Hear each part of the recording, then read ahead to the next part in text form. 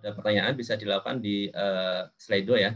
Kemudian sekarang biar cepat waktu, kita akan langsung paparkan terkait dengan bagaimana pengusulan di MyS APK-nya. Mungkin Mbak Aya bisa dibantu untuk kita paparkan bagaimana atau aturan mainnya seperti apa nanti si ASN bisa melakukan updating datanya melalui MyS APK dan nanti bagaimana petugas atau verifikator dan approval bisa melakukan verifikasi dan approval-nya di ASN seperti itu. Dan nanti juga bisa kita demokan ya Mbak Aya ya. Oke. Oke, Aya, ikan sepat, ikan cupang langsung dicoba saja. Ini kita dari riset atau langsung login aja, Mas? Ya, boleh riset kita ulangi lagi kalau misalkan ada beberapa teman-teman yang masih agak bingung terkait dengan riset atau ada kesulitan. Oke, mungkin nanti kita tandem aja Mbak Aya ya. Kalau nanti Aya ada jelasin, nanti saya tambahkan penjelasannya. Silakan Mbak Aya. Oke, sebelumnya izin saya akan menjelaskan mengenai MyS APK. Yang training aja ya, langsung training. Oke. Untuk login kita membutuhkan NIP baru dan password. Nah, tentu untuk aktivasi kita harus lupa password terlebih dahulu. Di sini untuk lupa password harus memasukkan NIP dan email. Nah, email ini adalah email yang ada di SAPK yang sebelumnya sudah dilakukan recon email terlebih dahulu melalui NCSIS admin. Seperti itu. Jadi kalau mau reset password kita langsung masukkan NIP aja.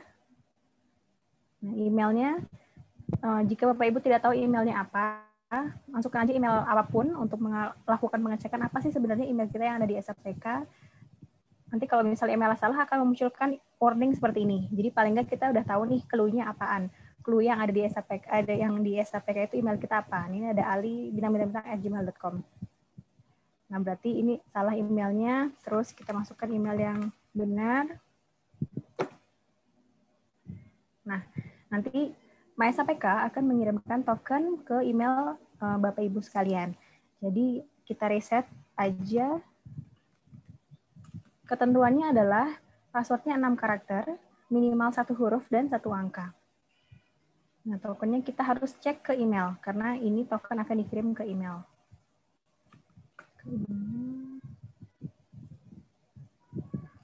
Nah, akan ada dikirimkan token melalui no reply @myspk.bkn.go.id. Nah, ini adalah token Bapak Ibu. Tokennya langsung kita copy saja di sini. Lalu klik reset password. Nah, reset password berhasil. Kita langsung login ke halaman login menggunakan NIP dan juga password yang barusan tadi kita reset.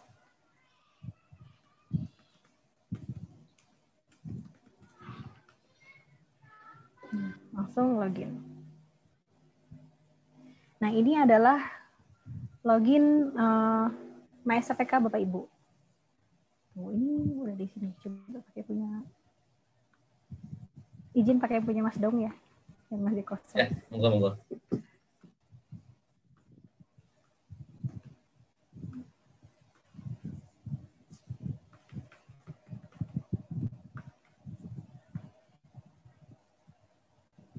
Nah, ini adalah tampilan nanti saat sudah dibuka PDM-nya. Kalau yang sekarang pasti di bagian pemutahiran data mandiri itu masih ada warning-nya bahwa PDM belum dimulai. Nah, nanti jika sudah dimulai akan munculnya seperti ini. Ada batas waktu pemutahiran data mandiri di bagian atas, dari kapan sampai kapan, berapa hari lagi, ada countdown-nya di sini. Lalu di bagian bawahnya adalah pemutahiran data mandiri. Di sini ada progress bar-nya. Ada 12 riwayat yang harus dilakukan peremajaan data oleh seluruh PNS. Jadi nanti kalau misalnya udah ada satu diremajakan, ada 1/12, 2/12 seperti itu. Sampai nanti selesai. Kita langsung ke lengkapi data. Nah, yang pertama kali dilakukan adalah pilih unit verifikasi. Seperti tadi dijelaskan Mas Daus. Jadi setelah instansi melakukan upload verifikasi, upload unit yang melakukan unit verifikasi, nanti akan muncul di sini unit-unitnya. Saya sebagai PNS bisa memilih saya ingin diverifikasi oleh unit yang mana, seperti itu. Misalnya saya di INTI bisa pilih ya infrastruktur teknologi informasi, lalu klik simpan. Setelah UNOR berhasil diklik, baru bisa diisi bawahnya. Jadi harus diisi dulu UNOR unit of verifikasinya, baru kita bisa menuju ke update data mandirinya. Ada 12 riwayat dari mulai ubah profil sampai CLTN. Kita mungkin coba yang penghargaan ini. Yang sedikit. Nah, ini kalau sudah ada riwayat sebelumnya akan muncul di bawah ini. Riwayat yang sebelumnya. Nah, tapi kalau misalnya belum ada, bisa langsung ditambah baru. Karena ini untuk event pemutahiran data mandiri, jadi hanya riwayat yang paling terakhir saja.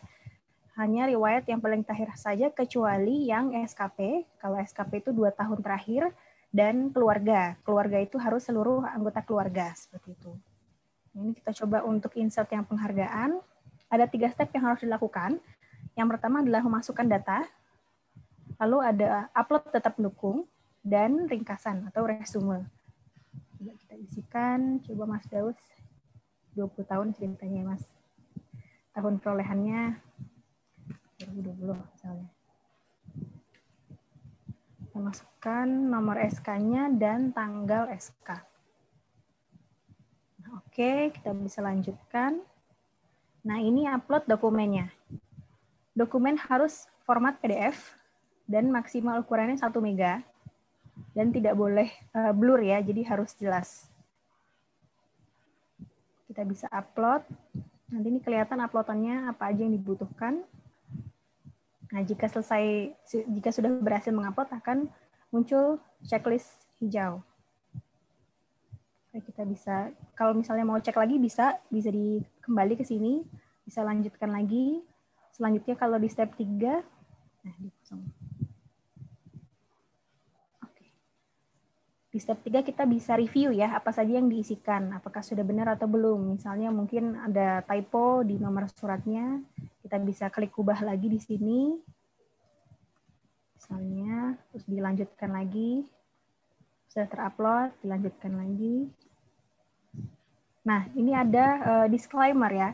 Saya menyetujui bahwa data yang saya input benar. Ini sebagai disclaimer untuk PNS yang melakukan update data bahwa datanya sudah benar. Harusnya sih kalau yang mengupdate data diri sendiri harusnya benar ya. Setelah di checklist, bisa langsung submit. Nah, ini nanti setelah PNS melakukan submit ini, datanya akan langsung terkirim ke SCSN instansi. Dan akan langsung hijau seperti ini. Karena hanya bisa 1 kali dan yang paling terakhir, jadi jika PNS mencoba-coba lagi untuk masuk ke riwayatnya, nanti tombol tambahnya tidak akan muncul, langsung hilang, gitu. Karena hanya bisa dilakukan 1 kali. Seperti itu. Nah, lalu ada juga histori pengajuan. Jadi sebagai PNS saya bisa tahu sampai mana pengajuan saya, gitu ya. Kalau yang kayak sekarang ini penghargaan, ini kayak tadi sebelumnya saya udah coba-coba nih, untuk riwayat penghargaan udah masuk, dia di input berkas, karena barusan menginput. Nah, tugasnya PNS saat ini adalah menunggu sampai di-approve oleh verifikator dan approval, gitu ya. Nah, ini. Nah, jika ada riwayat yang misalnya saya belum punya, seperti saya karena TMT 2018 belum pernah CLTN gitu misalnya ya, kita ke riwayat CLTN. Nah, saya bisa milih saya tidak memiliki data. Gitu. Kalau misalnya memang belum punya seperti CLTN atau peninjauan masa kerja, misalnya yang baru lulus langsung jadi CPNS, itu kan biasanya belum punya riwayat kerja, bisa langsung klik saya tidak memiliki data. Konfirmasi ya. Nanti sistem akan langsung menandakan bahwa dia sudah selesai, sudah hijau. Seperti itu. Kurang lebih begitu sih. Mungkin ada tambahan Mas Daus untuk dari sisi MySAPEK dulu. Oke, baik. Jadi misalkan contohnya lagi misalkan terkait dengan riwayat pendidikan, coba ya. Jadi ada beberapa mungkin kasus atau mungkin pertanyaan nanti pastinya. Kalau misalkan saya data yang terakhir misalkan sudah sesuai, coba dibuka ya. Misalkan yang ini harusnya ini masih salah nih, harusnya bukan UPN tapi nama pendidikannya ya, misalnya S1 dan informatika. Nanti kita perbaiki. Coba diubah. Jadi kalau mau ubah di sisi sebelah kanan itu ya, ubah data. Jadi kalau data saya memang sudah sesuai data yang terakhir, maka saya tinggal melakukan melengkapi dokumen. Jadi ketika dokumen saya, ketika misalkan data yang terakhir itu sudah sesuai secara teks gitu ya, secara data, maka Bapak Ibu tinggal melengkapi atau mungkin bisa diubah juga, diupdate itu ya, jika ada data yang belum sesuai. Dan kalau sudah sesuai semua ya tinggal kita lengkapi dokumennya. Jadi tinggal dilanjut, nanti ada upload dokumen yang dibutuhkan gitu ya. Jadi di samping mengupdate data yang terakhir, kami juga ingin mengupdate atau mengkolek data terkait dengan dokumen yang dibutuhkan seperti itu. Jadi itu yang menjadi poin ketika nanti datanya sudah benar, tapi Bapak Ibu belum mengupload atau belum ada eviden dokumen pendukungnya. Dan yang kedua, yang diremajakan atau yang diusulkan adalah data yang memang sudah mendapatkan dokumennya atau surat keputusannya, seperti halnya misalkan pendidikan yang bisa diupdate adalah yang telah mendapatkan SKPG-nya. Jadi kalau ada PNS atau ASN yang baru kemarin lulus, misalkan dapat ijazah sama transkrip misalkan, itu belum bisa lewat momen PDM ini. Jadi nanti itu bisa dilakukan setelah momen PDM selesai atau melalui mekanisme seperti biasa. Tapi untuk yang PDM ini hanya yang dokumen atau data yang telah mendapatkan persetujuan, gitu ya. Kalau sudah punya SKPG ya berarti nanti SKPG yang juga diupload. Tapi bagaimana bagi PNS yang mungkin dia kayak saya nih misalkan, saya kan juga belum sekolah lagi misalkan, ya udah nanti tinggal perbaiki atau update aja di ijazah dan transkrip nilai. Jadi SKPG-nya nggak jadi mandatory ya. Kalau misalkan saya baru satu nih riwayat pendidikannya yang terakhir. Jadi setelah saya masuk ke S1, misalkan saya belum S2, ya udah berarti S1 itu yang kita lengkapi data ijazah dan transkripnya. Tapi kalau saya sekarang udah S2 dan telah mendapatkan SK pencantuman gelar, maka saya bisa mengupload juga SKPG-nya untuk yang S2-nya gitu ya. Jadi sekali lagi ini data yang telah mendapatkan persetujuannya gitu. Coba yang lagi misalkan seperti jabatan ya mungkin. Jadi kalau Bapak Ibu juga sekarang jabatannya sudah sesuai yang terakhir, nanti tinggal melengkapi SK jabatan seperti itu. Sehingga data yang ada di kita akan makin lengkap ya untuk evidennya, untuk bukti dukungnya seperti itu. Itu beberapa hal yang yang kami sampaikan. Kemudian ya coba lagi yang tadi terkait dengan PDM-nya lagi. Ya, terkait dengan data keluarga. Tadi Mbak Aya sudah sampaikan data keluarga, data SKP, dan nanti satu lagi itu CLTN, itu tidak secara otomatis atau tidak hanya satu, tapi bisa ditambahkan lebih dari satu ya, karena kita tidak mungkin misalkan data pasangan atau data anak hanya satu, kalau kita memiliki pasangan lebih dari satu, dalam artian misalkan sebelumnya pernah cerai atau meninggal, nikah lagi kan pasangannya lebih dari satu ya, atau mungkin anaknya juga lebih dari satu, maka silakan untuk data keluarga bisa dilengkapi datanya selengkap mungkin dan nanti dilakukan approval secara manual, yaitu dengan mengklik data saya sudah lengkap ya, di situ ya ada tombol atau tombol ya di situ sebelah pojokan, data saya sudah lengkap untuk anak misalkan pasangan dan orang tua. Nanti kalau sudah diklik itu nanti otomatis di dalam form yang di depan, coba di depan ya, masih pemutaran data mandirinya. Oke. Di depan nanti akan akan berubah. Ini harus diupdate, harus dikonfirm tiga-tiganya ya, data anak, data orang tua dan data pasangan ya. Oke. Mungkin yang lain lagi ya, nanti bisa dicoba.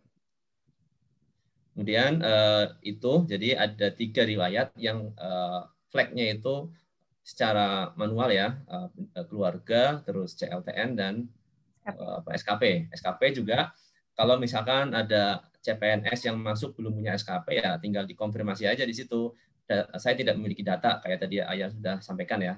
Kalau dia hanya punya satu ya Karena dia baru tahun pertama misalkan, baru punya 1 SKP ya, yang di-input hanya 1. Atau kalau memang udah punya 2 ya di-input dua-duanya. Nah, nanti untuk SKP juga sama dengan yang tadi pendidikan, dikonfirmasi secara manual bahwa datanya udah sesuai. Kemudian terkait dengan progres, ini kan sudah ada 3 ya. Nanti kalau semuanya sudah hijau, warnanya hijau dan terkena flag selesai, berarti Bapak Ibu dianggap telah melakukan PDM, mengikuti PDM. Di sebelah atas nanti akan ada progress bar-nya. Mungkin masuk ke pemutaran ya, dashboard, dan di situ progress bar-nya akan langsung semuanya, misalkan kalau sudah semua selesai berarti 12 dari 12 ya. Sekarang baru 3, berarti 3 dari 12. Nah, jadi ini setiap kali kita melakukan perbaikan data, ini bisa langsung dilakukan verifikasi di sisi instansi ya. Jadi tidak menunggu semuanya harus selesai dulu baru dilakukan verifikasi, tapi bisa per riwayat gitu untuk dilakukan verifikasi. Jadi tidak harus menunggu semuanya selesai dulu. Dan nanti ketika udah selesai 12 riwayatnya terverifikasi, nanti sistem akan ada tombol untuk men-trigger teman-teman akan mendapatkan eviden ya, berupa kartu tanda telah mengikuti PDM. Nanti akan dikirim ke email. Seperti hanya kita vaksin kemarin ya. Jadi evidennya akan kita kirim ke email, sehingga kalau nanti ingin dibuka sewaktu-waktu gitu kan, itu bisa kita punya historinya, atau kita punya punya evidennya di email masing-masing. Itu kemudian kembali ke tadi ya, ke PDM lagi. Ya. Oke, itu mungkin beberapa hal untuk yang terkait dengan data seperti golongan, pendidikan, jabatan, kesemuanya udah. Tinggal nanti Bapak Ibu tinggal siapkan saja evidennya, PDF tadi ya, PDF 1 mega, dan beberapa seperti tadi pendidikan ada butuh 2 ya, yang mandatory, 1 yang nggak mandatory. Oke, nanti bisa lanjut dulu ya terkait dengan bagaimana melakukan verifikasinya. Kalau dari sisi dari sisi inputan mungkin seperti itu aja ya, tidak banyak tidak sulit kok untuk melakukan inputan untuk MySAPK, untuk inputan PDM-nya, pengajuan PDM-nya. Nah, ya, mau nambahin lagi? Mungkin untuk 12 riwayat ini nanti ada 3 riwayat yang harus ke BKN. Jadi tidak semuanya kewenangan instansi. Ada yang pangkat golongan, pendidikan, dan peninjauan masa kerja itu nanti setelah dilakukan approval oleh instansi, usulannya akan terkirim ke BKN. Jadi harus di-approve oleh BKN terlebih dahulu. Itu ya, Mas Yos, ya.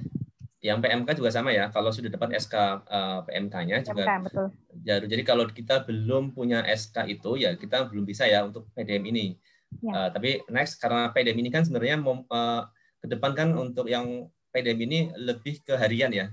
Jadi jangan sampai kita seperti 2015, kita udah ada momen PUPNS, datanya udah bagus ketika udah setelah momen itu, tapi 6 bulan, 7 bulan kemudian karena tidak ada daily aktivitas untuk melakukan updating secara harian gitu ya, maka datanya juga akan nggak update lagi gitu ya. Maka harapannya nanti setelah momen PDM ini selesai 2002 nanti ketika di open lagi itu bisa kita open seterusnya gitu kan. Mau setiap hari kita melakukan updating data, kalau memang ada data yang belum sesuai ya kita request pengajuan perbaikan datanya ya kan, dengan eviden yang dibutuhkan. Jadi kalau sekarang Bapak Ibu merasa riwayat jabatannya karena udah lama mengabdi, misalkan 20 tahun, udah 30 kali mutasi misalkan, 30 kali ganti jabatan, ya yang 29-nya itu misalkan belum ada ya, nanti dilengkapi setelah PDM.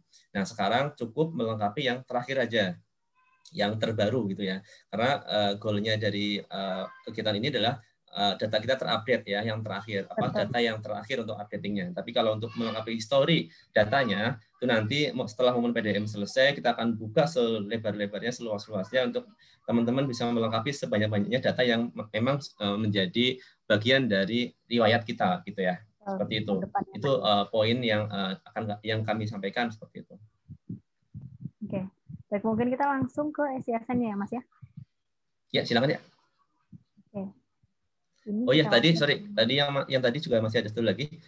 Dokumen juga bisa diunduh ya melalui dokumen saya. Jadi ya. kita juga bisa mengopen dokumen yang yang sekarang ada di DMS. Nanti Bapak Ibu bisa juga misalkan SKCPN saya di mana ya gitu kan. Nah, lewat sini aja bisa diunduh. Nanti bisa dilakukan penyesuaian gitu ke setiap riwayat gitu. Ini kayak internet saya ini agak lama nih. Ya. Oke, itu aja sih informasinya, nanti bisa diunduh sendiri untuk yang dokumen saya. Nah, ini ya. Mungkin Ayah bisa langsung ke, ini udah muncul. Dan di sini kebetulan misalkan coba aja satu ya untuk mengunduh misalkan SKCPNS ada nggak? DRH aja gimana? CRH ya boleh. Kan daerah nggak ada itu. Ini aja apa? Ya bolehlah apa aja. Saya izinkan.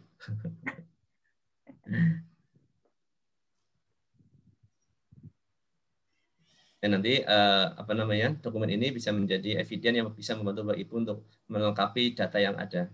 Nah. Aduh ya jangan dilihatin deh. Oke, itu salah satu contoh dokumen. Tapi ini kan kita nggak butuh eviden DRH ya untuk yang PDM ini. Jadi oke, close saja ya. Oke, kita lanjut ke verifikasi di sisi CSN ya.